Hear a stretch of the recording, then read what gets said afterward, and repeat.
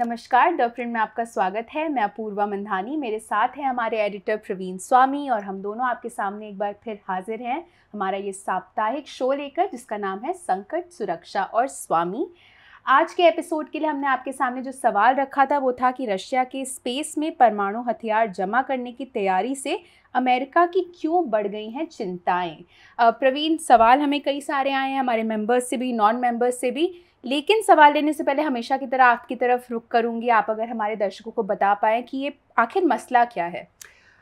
अपूर्वा, ये जून 1962 के अखबार आप हवाई के उठाओ जी। तो आप देखोगे कि बहुत सारे इश्तिहार लगे हुए हैं। शायद जून 8 के दिन या 9 के दिन बहुत सारे इश्तिहार हैं कि ऐसी एक पटाखे वाली पार्टी होने वाली है जिसमें मतलब टूरिस्टों को ज़रूर आना चाहिए। बहुत सारे होटलों में स्पेशल कॉकटेल नाइट्स रखे गए थे, स्पेशल पैकेज डील्स अनाउंस हो रहे थे। और उस रात को पहली बार आउटर स्पेस में दुनिया मतलब पृथ्वी के 400 किलोमीटर ऊपर यूनाइटेड स्टेट्स ने एक हाइड्रोजन बॉम्ब स्पेस में उड़ाया। जी। और कहते हैं कि कई मिनट्स के लिए बिल्कुल मतलब अंधेरा ख़त्म हो गया था। पहले नीली लाइट, फिर लाल लाइट फूटी। न्यूजीलैंड में मतलब सैकड़ों किलोमीटर दूर कुछ नेवल एक्सरसाइज चल रहा था, उनकी बहुत मदद हुई क्योंकि बीच अंधेरे में रोशनी उठ खड़ी मतलब सैकड़ों किलोमीटर दूर। और हवाई में जो रात की सड़कों की बत्तियां थी वो कभी चमकने लगी, कभी बंद हो जाती थी, जैसे कि भूत आ गया था। बहुत सारे लोग जिन्होंने इश्तिहार नहीं देखे थे उनको समझ नहीं आया कि क्या हो रहा था। उसके एक ही साल बाद दूसरे मुल्कों ने भी टेस्ट किया। सोवियत यूनियन ने भी ऐसे ही वेपन उसी साल में टेस्ट किए। और अगले साल एक कन्वेंशन, इंटरनेशनल ट्रीटी साइन हुई कि अर्थ के ऊपर सरफेस न्यूक्लियर टेस्ट पूरी तरह बंद हो जाएंगे। इसकी वजह हम डिस्कस करेंगे, लेकिन मेन बात ये थी कि उस वक्त और आज के वक्त के बीच में, उस वक्त जब टेस्ट पहले पहले शुरू हुए तो सैटेलाइट्स नई चीज़ें थी और दोनों बड़ी ताकतें ये कोशिश कर रही थी पता करने की कि अगर सैटेलाइट्स को उड़ाने पड़े किसी आगे के जंग में तो वो कैसे कर सकते हैं। और ये आइडिया आया था कि न्यूक्लियर बम उड़ाने से इलेक्ट्रोमैग्नेटिक पल्स निकलते हैं, इलेक्ट्रॉन्स के स्टॉर्म्स निकलते हैं, सैटेलाइट्स उड़ाए जा सकते हैं, लेकिन ये ये इलेक्ट्रॉन्स के बिल्कुल मैसिव इफेक्ट से वो सैटेलाइट्स बुरी तरह डैमेज भी हो जा सकते हैं। जी। आज की तारीख हमारी पूरी दुनिया सैटेलाइट्स पे निर्भर हो गई है। आपका फ़ोन जो आप हर वक्त इस्तेमाल करते हैं अपूर्वा, इतने सारे डिवाइसेस हैं हमारी रोज़मर्रा की ज़िंदगी में जो पूरी तरह सैटेलाइट्स पे डिपेंडेंट हैं। और सबसे डिपेंडेंट, सबसे एडवांस्ड इकोनॉमी है जो यूनाइटेड स्टेट्स है।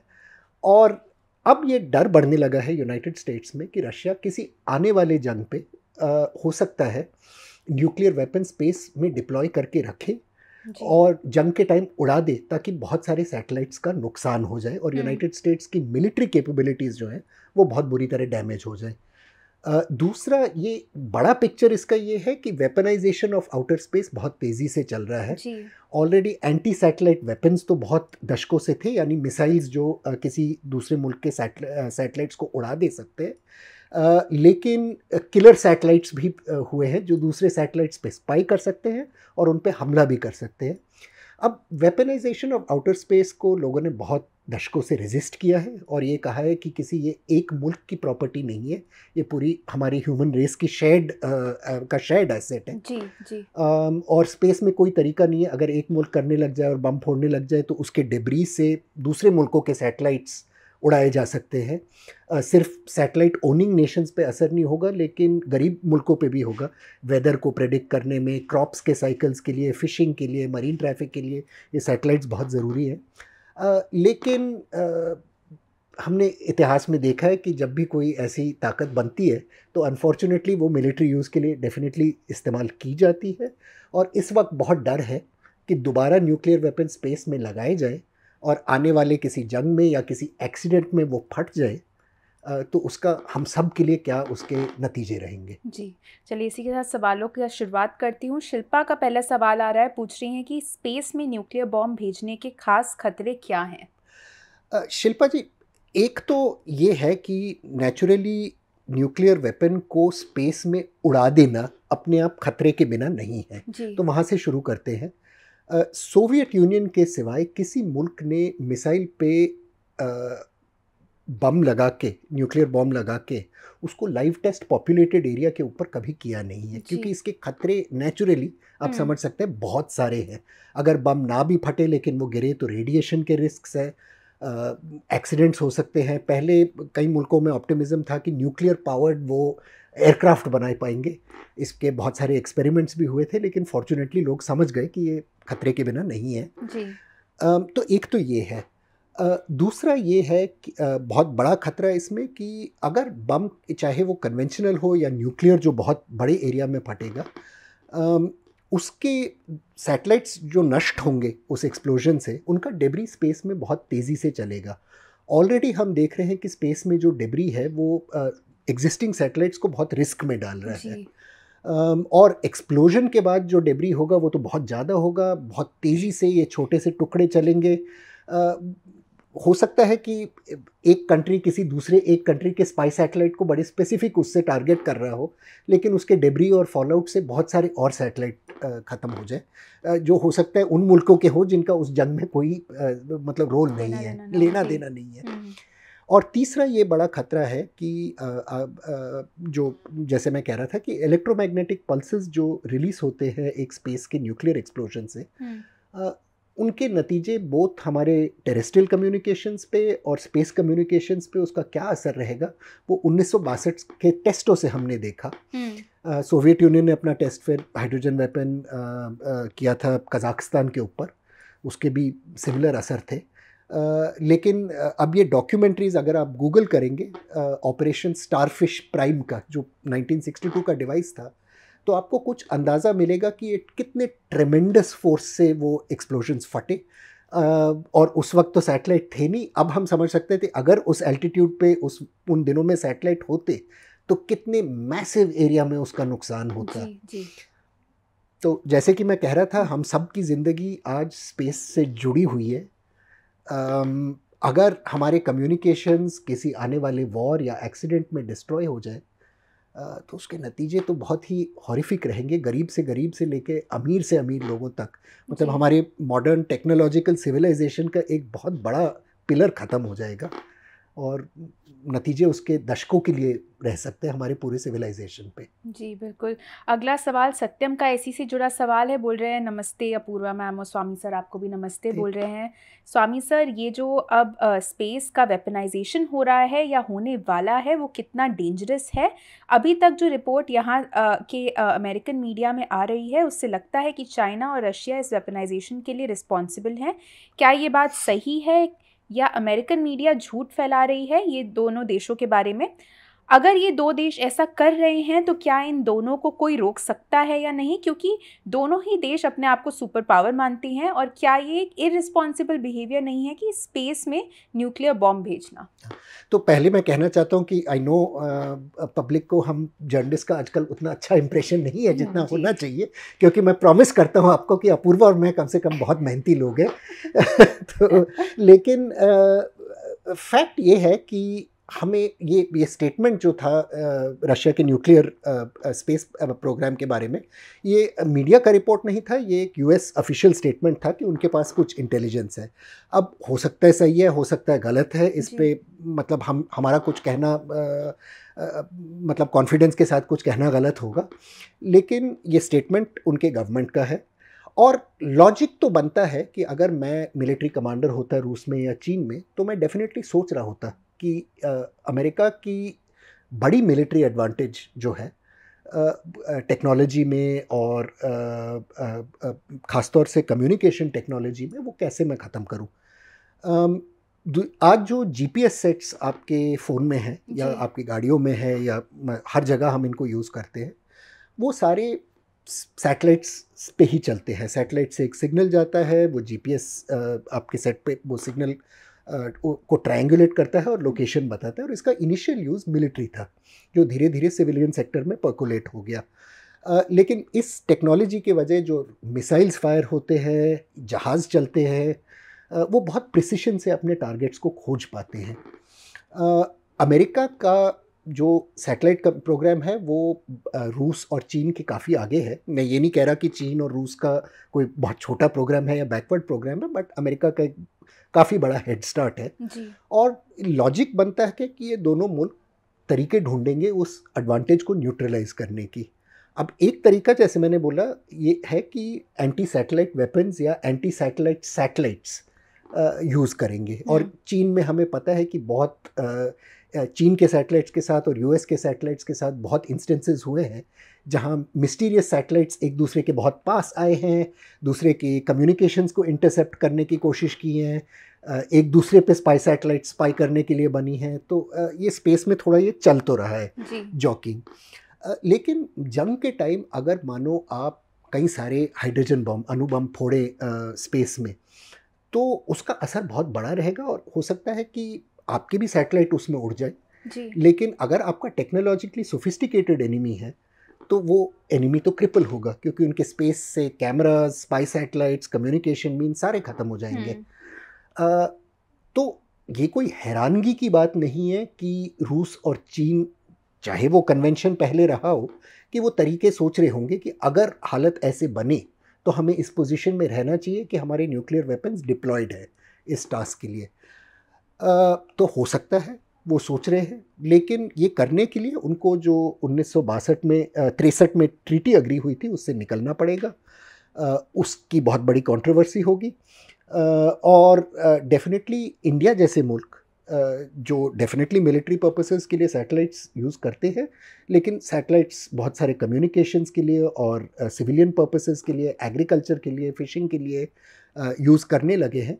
वो ऑब्जेक्ट करेंगे कि सुपर पावर जंग में, मतलब जो डेवलपिंग कंट्रीज़ को ये स्पेस टेक्नोलॉजी की ज़रूरत है, उनके टेक्नोलॉजी और एसेट्स को क्यों खतरा पहुंचाया जाना चाहिए उस चीज़ में जिनका उनका कोई डायरेक्ट रोल है ही नहीं। जी। तो बहुत सारे कंट्रीज़ इस पे ऑब्जेक्ट भी करेंगे, लेकिन अपनी शक्ति बचाने के लिए, अपने मिलिट्री पोजीशन को बचाने के लिए बड़ी ताकतों ने जनरली छोटी ताकतों पे ध्यान नहीं दिया है। और आई डाउट वेरी मच कि सर्वाइवल के परसूट में क्या चीन, रूस और आगे यूनाइटेड स्टेट्स क्या वो हमारे ऑब्जेक्शंस और फियर्स को वाकई सुनेंगे या नहीं। जी, आपने अपने इंट्रोडक्शन में ट्रीटीज़ की बात की थी। राज का सवाल है अगला कि पिछले कुछ सालों में बहुत सारे न्यूक्लियर कन्वेंशंस और ट्रीटीज़ ख़त्म हुए हैं, इसकी वजह क्या है? तो एक बड़ी ट्रीटी जिससे प्रेसिडेंट डोनाल्ड ट्रंप निकल गए थे, वो एक 2018 में एक इंटरमीडिएट रेंज बैलिस्टिक मिसाइल्स की ट्रीटी जो थी उससे विड्रॉ कर गए। उस ट्रीटी के तहत यूएस और सोवियत यूनियन ने, फिर यूएस और रशिया ने अग्रीमेंट्स बनाए थे कि वो यूरोप में इंटरमीडिएट रेंज मिसाइल्स, यानी जो यूरोपियन थिएटर और रशियन थिएटर में डिप्लॉयड है, उन पे कुछ लिमिट्स लगाएंगे। प्रेसिडेंट ट्रंप का ये कहना था कि एक नया रूसी मिसाइल जो उस वक्त निकला था वो उस ट्रीटी के वायलेशन में था। जी। अब बेसिकली ये प्रॉब्लम था कि अगर रूस एक मिसाइल यूएसए पे फायर करे और यूएसए रूस पे फायर करे तो वो कई मिनट लेगा अपने इतने बड़े ट्रेजेक्ट्री पे जाने के लिए, और थियोरेटिकली दोनों मीन्स मुल्कों के पास कुछ कम्युनिकेशन के साधन है, कुछ एक मिनट सोच लेने का टाइम है। लेकिन यूरोप जैसे बैटलफील्ड कॉन्टेक्स्ट में जहाँ फौजें बिल्कुल बगल में हैं, डिस्टेंसेस बहुत कम है, जैसे इंडिया पाकिस्तान के हैं जी। अगर कोई मिसाइल देखे तो हो सकता है कि वो तुरंत अपने न्यूक्लियर मिसाइल फायर कर दे। अब प्रॉब्लम ये भी समझना चाहिए कि जिस पे हमला किया जा रहा है, जो अपने रेडार्स पे या अपने स्क्रीन्स पे मिसाइल डिटेक्ट करता है, उसको कोई जानने का तरीका नहीं है कि इस मिसाइल पे न्यूक्लियर वेपन है कि कन्वेंशनल वॉरहेड है। जी। तो नेचुरली वॉर की स्थिति में या एक क्राइसिस की स्थिति में रॉकेट को देख के ही उनको तुरंत सोचना होगा कि क्या ये कन्वेंशनल वेपन कैरी कर रहे हैं कि न्यूक्लियर वेपन के साथ हमले कर रहे हैं, क्योंकि अगर न्यूक्लियर वेपन के साथ कर रहे हैं तो मेरे भी बहुत सारे न्यूक्लियर वेपन खत्म हो जाएंगे वो बड़े बड़े ब्लास्टों में, और शायद मुझे जवाबी हमले करने का टाइम उसके बाद ना मिले। तो शायद मुझे इसी वक्त अपने वेपन चला देने चाहिए, और जहाँ वक्त नहीं है तो खतरा बहुत है। इस ट्रीटी के बाद बहुत सारे और ट्रीटीज़ पे विवाद हुआ। एक कोल्ड वॉर का बहुत आउटस्टैंडिंग कन्वेंशन था जिसे यूएसए और रूस ने, सोवियत यूनियन ने उस वक्त अग्री किया था कि एक दूसरे के इंस्टॉलेशंस के ऊपर वो ओवरफ्लाइट्स कंडक्ट कर पाएंगे और इंस्टॉलेशंस को इंस्पेक्ट कर पाएंगे। तो यूएसए के जहाज़ सोवियत यूनियन के ऊपर जाते थे और चेक करते थे कि कितने वॉरहेड्स हैं इनके, क्योंकि वो गवर्न बाय लिमिट्स थे। सोवियत यूनियन के जहाज़ यूएसए के ऊपर जाते थे और दोनों मुल्कों के टेक्निकल स्टाफ उन पे रहते थे देखने के लिए कि कोई चीटिंग ना करे। उन कन्वेंशंस पे आज बहुत खतरा है, हो सकता है डोनाल्ड ट्रंप दोबारा आ जाए तो वो कन्वेंशंस ना रहे। अब ऑफ कोर्स टेक्नोलॉजी बढ़ गई है, स्पाई सैटेलाइट्स की वजह दोनों मुल्क काफ़ी हद तक एक दूसरे के एक्टिविटीज़ मॉनिटर कर सकते हैं, लेकिन ओवरफ्लाइट में कुछ चीज़ें पता लगती है जो सैटेलाइट से जानना मुश्किल होता है।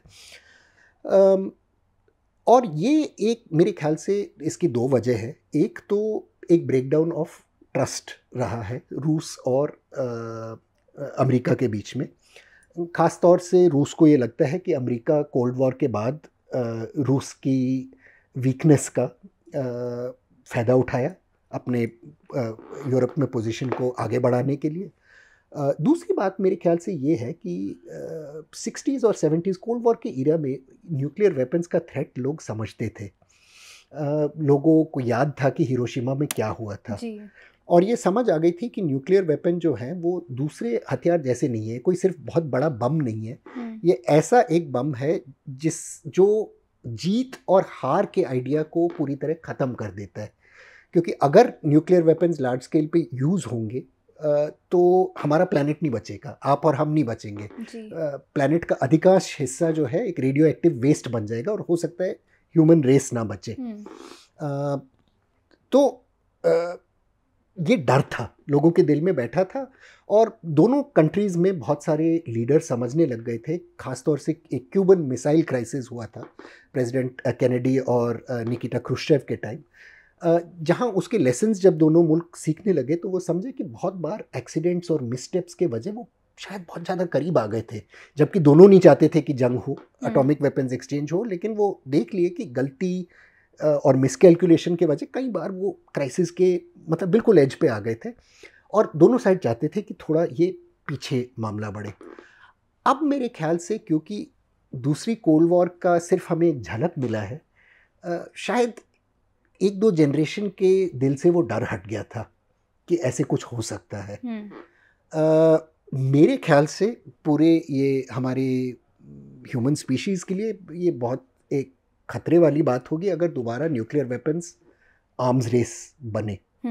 और डेफिनेटली चल रहा है, चाइना अपना न्यूक्लियर आर्सेनल एक्सपैंड कर रहा है, यूएसए उसको मॉडर्नाइज कर रहा है, रशिया बहुत सारे नए वेपन्स ला रहा है। इंडिया और पाकिस्तान के बीच में रफली कुछ स्टेबिलिटी है, लेकिन इंडिया भी अब चाइना को काउंटर करने के लिए नए मिसाइल्स बना रहा है। तो एक रेस चल रहा है और इस खेल में जब एक कदम आगे रखता है तो अगले को 1.5 कदम आगे तो बढ़ना ही होता है और फिर उसका कोई अंत नहीं होता। तो मेरे ख्याल से इस वक्त आई होप वर्ल्ड कैपिटल्स में लीडर्स इस पे थोड़ा सीरियसली सोचेंगे, जो सीरियसनेस मुझे अभी दिख नहीं रहा है। अगला सवाल आदित्य का है, कई सारे लंबा सवाल है। हल्का पूछ रहे हैं कि इस युद्ध को शुरू हुए लगभग 2 साल हो गए हैं, लेकिन हमें इस युद्ध का कोई नियर कंक्लूजन नहीं दिख रहा है। वेस्टर्न देश इस युद्ध के लिए यूक्रेन की मदद कर रहे हैं, लेकिन इस बात को देखते हुए कि वे पहले से ही आर्थिक रूप से संघर्ष कर रहे हैं, वे कितना और खर्च कर सकते हैं, ये उनका पहला सवाल। दूसरा बोल रहे हैं कि दूसरी ओर रूस बैन के बावजूद अन्य वेस्टर्न देशों की तुलना में आर्थिक रूप से अच्छा प्रदर्शन कर रहा है।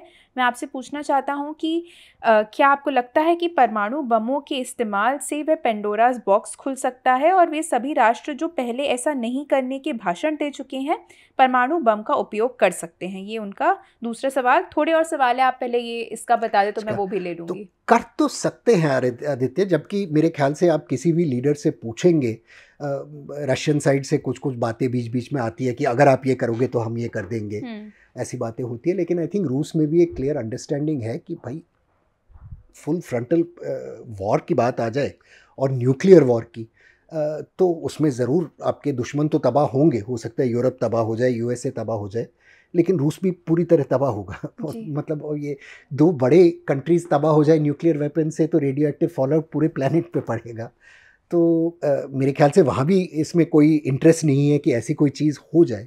लेकिन ये वॉर में इंटरेस्टिंग है कि एक चीज़ समझे कि कितनी आसानी से हम अपने आप को एक कोने में अपने आप को पहुंचा दे सकते हैं जहां हमारा इरादा नहीं था पहुंचने का। अब आप याद करेंगे जब ये जंग शुरू हुआ था और यूएस फोर्सेस ने साल पहले हमला किया था, रशियन फोर्सेस ने, तो उनको लग रहा था कि कीव 2 हफ्ते में गिर जाएगा। मेरे ख्याल से व्लादिमीर पुतिन साहब के सारे जनरल यही कह रहे थे कि कुछ दिनों की बात है, मीडिया में भी यही चर्चा थी। और ऑब्जेक्टिवली देखते रूस इतना बड़ा मतलब अपेरेंटली एडवांस्ड कंट्री है तो हो जाना चाहिए था। उस वक्त तो वेस्टर्न मिलिट्री एड भी यूक्रेन पहुंच नहीं पाया था, लेकिन यूक्रेनियंस तैयारी कर रहे थे, वो लड़े और 2 हफ्ते क्या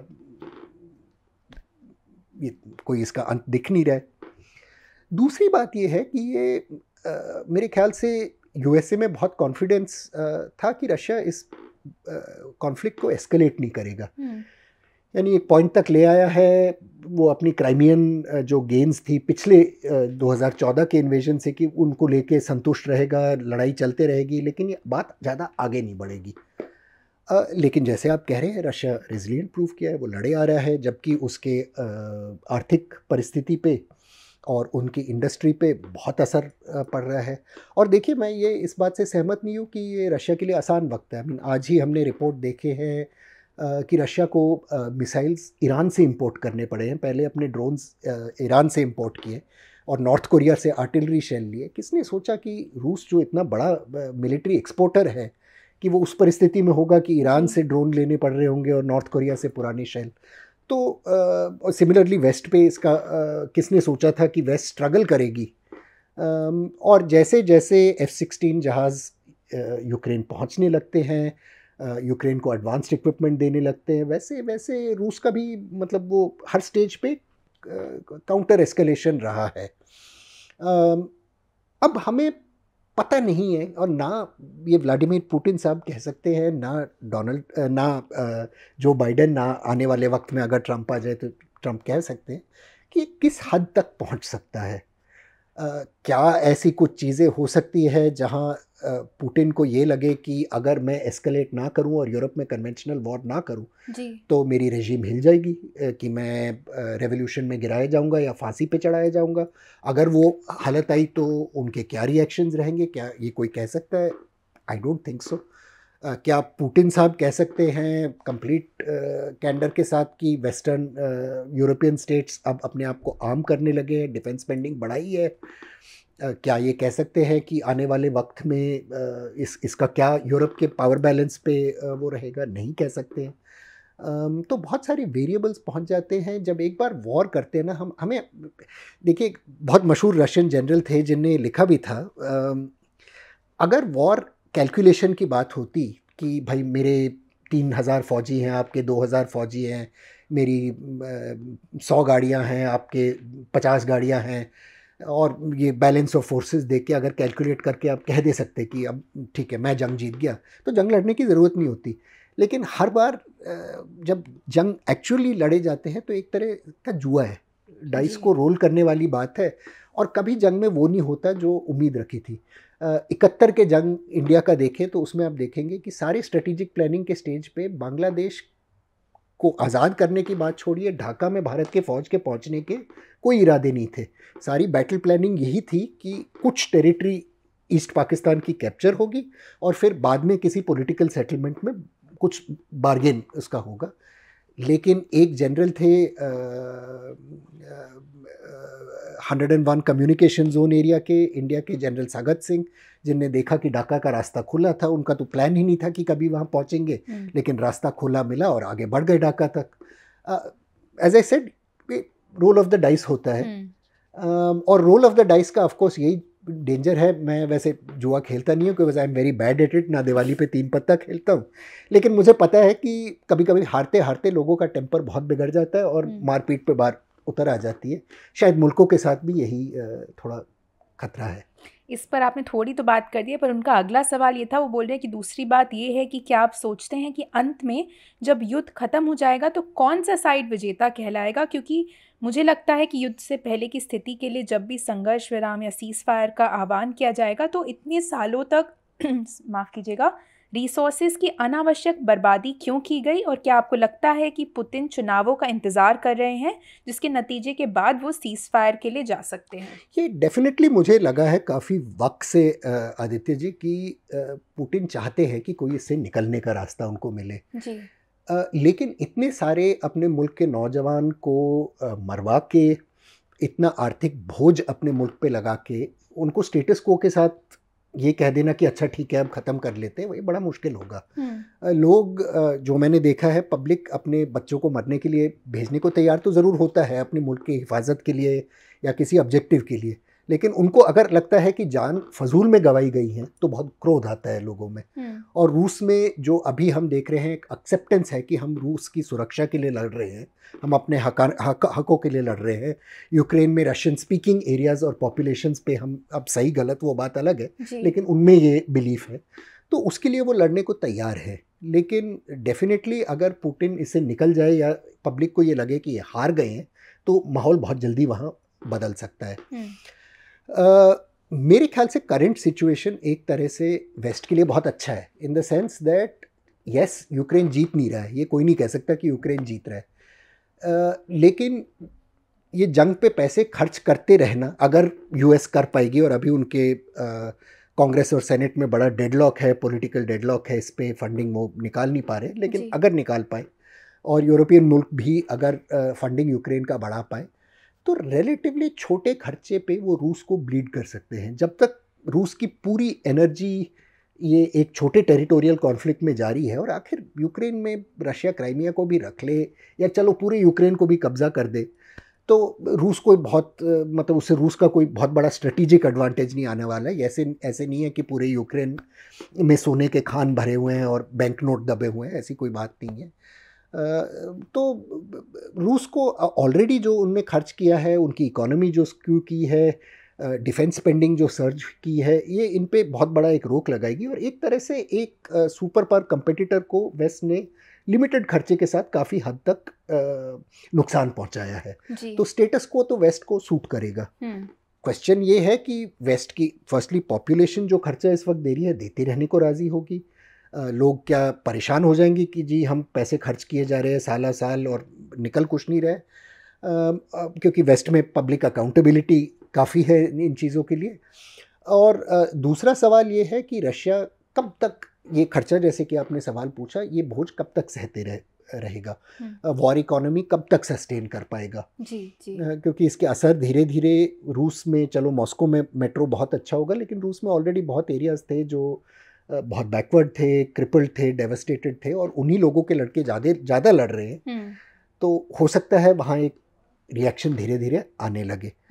तो लेट्स सी, मेरे ख्याल से ये कहानी अभी ख़त्म होने से अनफॉर्चुनेटली काफ़ी दूर है, जो कि बहुत ही दुख की बात है, क्योंकि इतने सारे नौजवान, लगभग एक पूरा जनरेशन ख़त्म हो गया है लड़ाई में, और यंग लड़के मरेंगे, जैसे कि आप कह रहे हो, कोई इसका डिसाइसिव आउटकम तो होने नहीं वाला, तो और भी सैड है। और जैसे जैसे कहानी आगे बढ़ती रहेगी, हम इस पर नज़र बनाए रखेंगे।